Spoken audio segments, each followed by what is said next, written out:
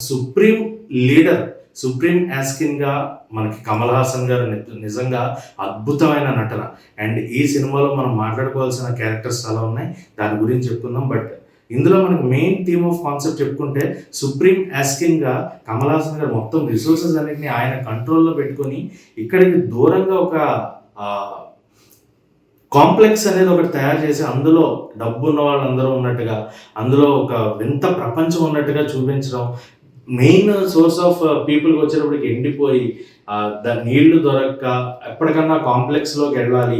కాంప్లెక్స్‌లో ఉన్నవన్నీ సాధించుకోవాలి అన్న తాపత్రయం వీళ్ళలో కనబడుతుండడం. నిజంగా కాంప్లెక్స్‌ని క్రియేట్ చేసిన విధానం గాని, అండ్ మనకి మెయిన్‌గా ఇంకొక కాన్సెప్ట్ మాట్లాడుకుంటే ప్రపంచం మొదలైన తర్వాత మొట్టమొదటి నగరంగా వెలిసింది కాశీ. కానీ దీంట్లో అదే చిట్ట చివరి నగరంగా, యుగాంతం అయ్యే టైంలో చిట్ట చివరి నగరంగా కాశీయే మిగిలింది అని చూపించారు. అండ్ కాశీ దగ్గర మనందరికీ తెలుసు గంగమ్మ పారుతూ ఉంటారు. కానీ గంగానది అంతా ఎండిపోయి ఇసుకతో దుమ్ము కొట్టుకుపోయి నిజంగా ఒక ఆలోచన ఎలా తయారైందంటే ప్రజల మైండ్‌లో వాటర్ లేకుండా ఫ్యూచర్‌లో మనం ఇలా ఉంటామా? ఇంత భయంకరంగా ఉంటుందా? ఇంకా నయం మనం ఆ జనరేషన్‌లో కాకుండా ఇప్పుడే పుట్టేసాం అయిపోతుంది.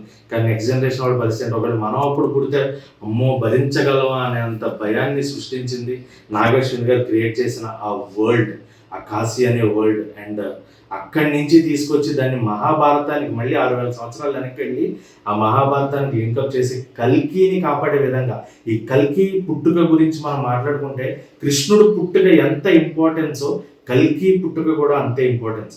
కృష్ణుడు చెరసాలలో పుట్టాడు, అష్టమ బిడ్డగా జన్మించాడు. సో కృష్ణుడు ఆ జన్మనెత్తడానికి 7 మంది పిల్లలు ముందు చనిపోయారు కంసుడు దెబ్బకి. సో ఈసారి పుట్టేవాడు జాగ్రత్తగా తప్పించుకోవాలంటే ఆయన ఒక ప్లాన్ వేసుకుని కృష్ణుడిగా బయటకు వచ్చాడు.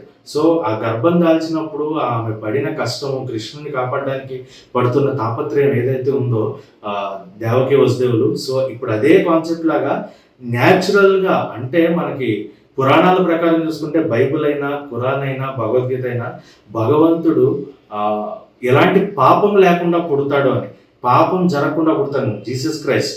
ఆయన చూసుకుంటే ఆ మేరీ మాత ఎలాంటి తప్పు చేయదు, కానీ ఒక బిడ్డ తన గర్భంలో దాల్చుకుని ఒక బిడ్డ బయటికి రావడం. అలాగే దేవకి వసుదేవులు వాళ్ళు అనుకునే కన్నా బిడ్డ కాదు, తనంతట తానుగా కృష్ణుడు తాను రావాలి అని వచ్చిన బిడ్డ, విష్ణుమూర్తి రూపంలోని కృష్ణుడు ఒక భాగంలాగా. ఇప్పుడు అదే విధంగా కల్కిలో తను ఎవరితోనో తప్పు చేస్తే వచ్చిన ఆ గర్భం కాకుండా చాలా న్యాచురల్గా దేవుడు తనలో, అంటే ఒక అమితాబ్ బచ్చన్ గారి డైలాగ్ ఉంటుంది, ఓర్పు, భూదేవికి ఉన్నంత ఓర్పు ఉండాలమ్మా దేవుడిని కనాలంటే ఆ ఓర్పు నీలో ఉంది అని దీపికా పదుకొనే గారి క్యారెక్టర్ నిజంగా ఆవిడకి హ్యాట్స్ ఆఫ్ చెప్పాలి. మామూలుగా ఆవిడ ఎన్నాళ్ళు చేసిన క్యారెక్టర్స్ ఒక ఎత్తు అయితే ఈ సినిమా ఆవిడకి ఒక పెద్ద ప్లస్ పాయింట్గానే చెప్పొచ్చు. సో ఆవిడ గర్భం దాల్చి కల్కికి జన్మనివ్వడం, ఆ కల్కిని కాపాడడం కోసం శ్రీకృష్ణుడు అప్పుడు ఇచ్చిన శాపాన్ని ఎదురు చూస్తూ ఎప్పుడు కల్కి జన్మిస్తాడు, ఈ పాపాలన్నిటికీ ఎప్పుడు అంతం అంటూ ఎదురు చూసే క్యారెక్టర్లో, అశ్వత్థామ క్యారెక్టర్లో అమితాబ్ బచ్చన్ గారు. ఈ ప్రతి ఒక్కళ్ళది కూడా చాలా ఇంపాక్ట్ ఉన్న క్యారెక్టర్. మనకి చూడడానికి సినిమా చూసినంతసేపు ఏంటి అన్నట్టు ఉంటుంది, కానీ ఆ సినిమా థియేటర్ నుంచి బయటకు వచ్చి ఒక నిమిషం ఆలోచించడం మొదలు పెడితే ఒక తీగ లాగితే దొంగ కదిలింది అన్నట్టుగా ప్రతి ఒక్క పాయింట్ని మనం అనలైజ్ చేసుకుంటూ వెళ్ళేంత క్రిస్టల్ క్లియర్ పాయింట్స్ని చాలా క్లియర్గా అనలైజ్ చేసి చూపించారు. కాకపోతే ఇందులో కల్కి జననాన్ని చూపించలేదు. ఆ యాస్కిన్ రూపాన్ని మార్చి గాంధీవదారి అర్జున ఆయన తయారు చేసుకున్న విల్లు ఏదైతే ఉందో అది వేరేవాడు ఎవరు ముట్టుకోలేదు. అలాంటి దాన్ని యాస్కిన్ కలి రూపంలో ఆయన ఉండబోతున్నాడు. సో ఆయన అంతరం చేయడానికి కల్కి రాబోతున్నాడు అన్నట్టుగా చూపించారు. బట్ సెకండ్ పార్ట్ ఇది కంటిన్యూషన్, మనకు ఒక పార్టే చూపించి దీనికి ఎండింగ్ లాస్ట్ 30 minutes ప్రతి ఒక్కళ్ళు సీటు కతుక్కుని విజిల్స్ కొట్టకపోతే నిజంగా నాగశ్విన్ భయ్య ఏమన్నా ఐడియా నాది.